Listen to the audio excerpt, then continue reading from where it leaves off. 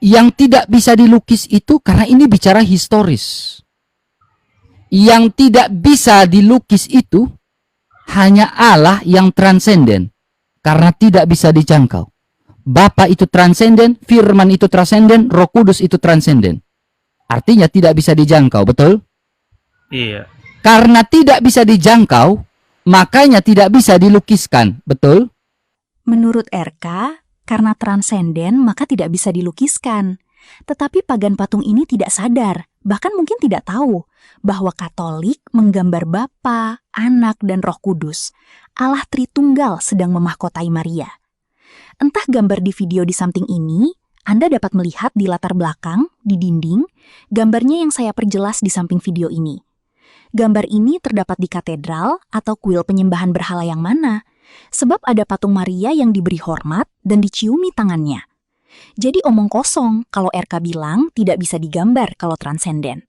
Buktinya, Katolik menggambar Bapa, Anak, dan Roh Kudus. Dan Bapa, Ibu, Saudara, dan Saudari yang dikasihi dalam Tuhan Yesus Kristus, ini melanggar firman Tuhan dalam Kisah Para Rasul 17 ayat 29. Karena kita berasal dari keturunan Allah, kita tidak boleh berpikir bahwa keadaan ilahi sama seperti emas atau perak atau batu, ciptaan kesenian dan keahlian manusia.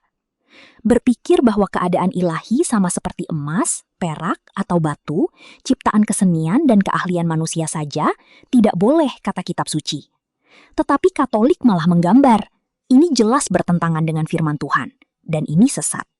Sang Firman yang telah menjadi manusia, dia sungguh-sungguh manusia, itu bisa dilukiskan atau tidak?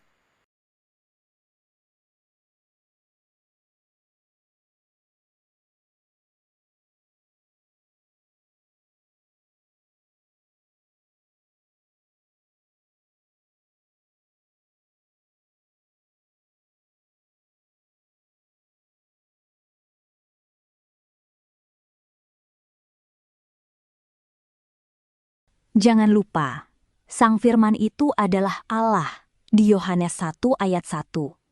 Dan menurut Kisah Para Rasul 17 ayat 29, keadaan ilahi tidak boleh dipikirkan sama dengan emas, perak, atau batu, ciptaan kesenian dan keahlian manusia.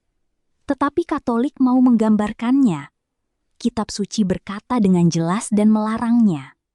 Sebab Yesus, Sang Firman, bukan saja manusia, tetapi ia juga Allah.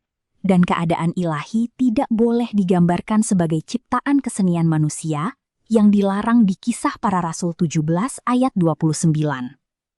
Tidak ada jalan atau celah bagi penyembah patung seperti Katolik, RK, KV, dan semua penyembah patung berhala bisa lolos untuk membenarkan penyembahan patung yang mereka lakukan.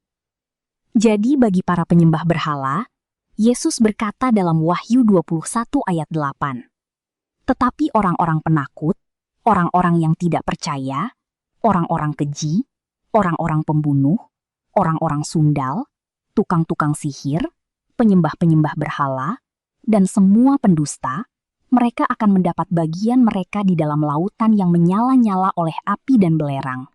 Inilah kematian yang kedua."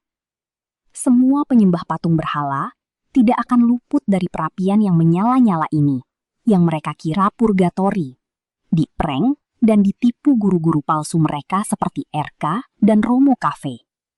Jika Anda tidak mau mendapat bagian dalam lautan api, percaya kepada Yesus, dan jangan menyembah patung berhala.